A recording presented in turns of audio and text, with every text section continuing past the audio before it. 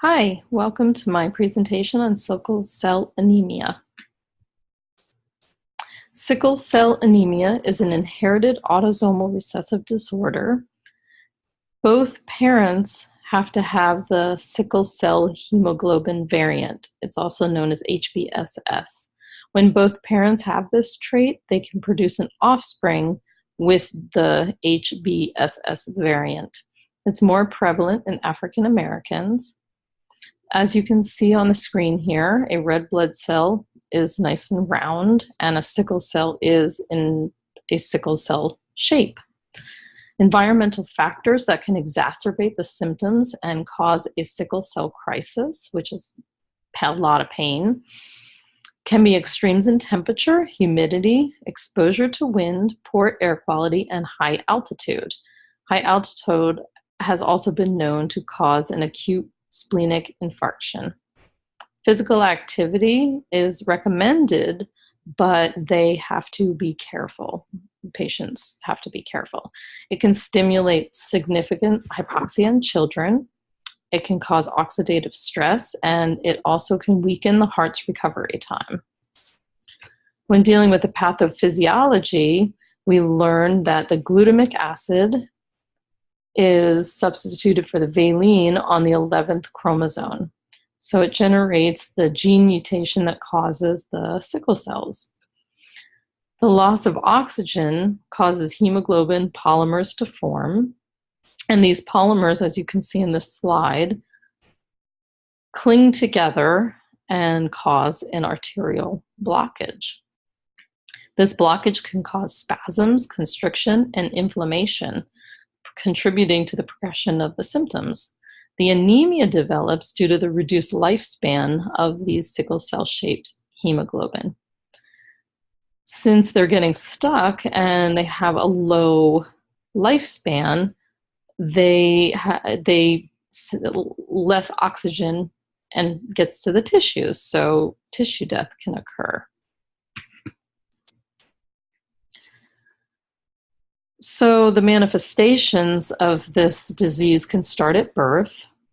You can have acute to chronic pain and anemia. The first symptoms seen are jaundice, fatigue, and swelling of the hands and feet. They cause, once again, an arterial blockage, so the tissues become deoxygenated, causing acute pain in the legs, arm, chest, and any other body part. It's called a sickle cell crisis. In pediatrics, severe anemia is mainly caused by the splenic sequestration, and also right here, the aplastic crisis. And as you can see, it presents itself as a rash. Severe anemia symptoms are fatigue, dizziness, and shortness of breath. The only possible cure is through hematopoietic cell transplantation. As you can see, this is an example. And it's for patients under the age of 16. It's too dangerous for adults.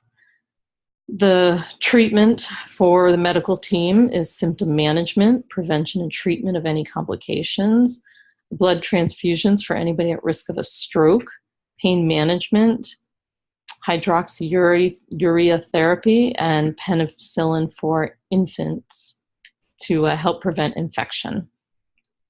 The medical nutrition therapy, there's a problem, and the problem is that they have a lot of pain and inflammation, and that causes appetite suppression.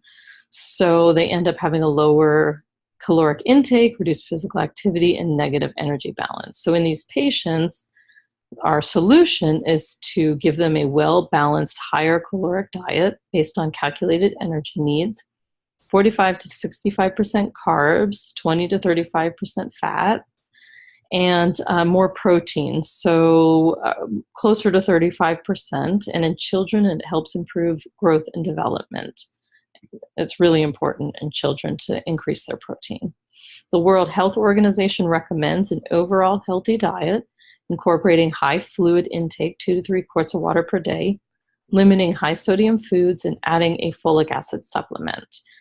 A folic acid supplement would be 400 to 600 micrograms, depending on the person's gender.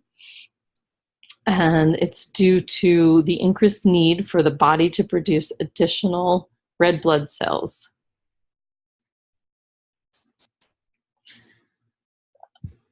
What's on this slide are vitamins, minerals, and phytomedicines, but more research is needed before these can be fully recommended. So some of the recommendations are zinc, 10 milligrams a day for children, and copper, because zinc has a competing nature with copper.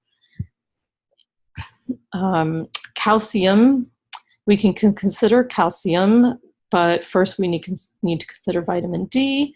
Vitamin D is a very common deficiency in patients with sickle cell anemia.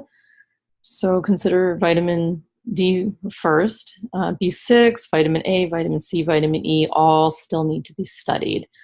There are phytomedicines that are anti-sickling agents, Niprazan and Ciclovit, but Niprazan it basically increases the bioavailability and toxicity of any drugs that they could be taking. So it actually could be more dangerous to take it. And Ciclovit has been known to help in pain reduction while they're in a sickle cell crisis, but once again, more research is needed. Lab values, you have a low red blood cell, low hemoglobin, low hematocrit, all expected because of the sickle cell and the short life of the sickle cell. You have to consider renal failure, possibility of renal failure.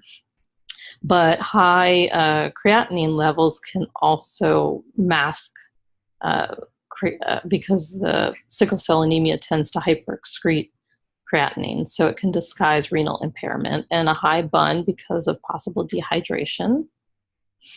High C-reactive protein because possible inflammation, low albumin, low prealbumin, both because of the anemia. High triglyceride levels, low total cholesterol, low HDL cholesterol, also a low A1C is seen. Sodium, potassium, and calcium become more permeable, and sodium has a decreased ability to be excreted.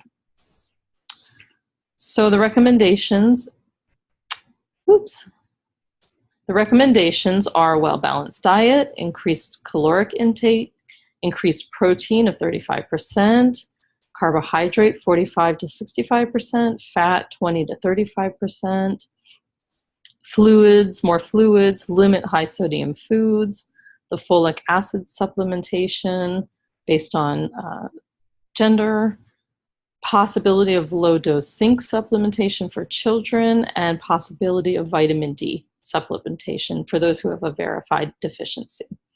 Sickle cell anemia affects people worldwide, and there's a little possibility for cure.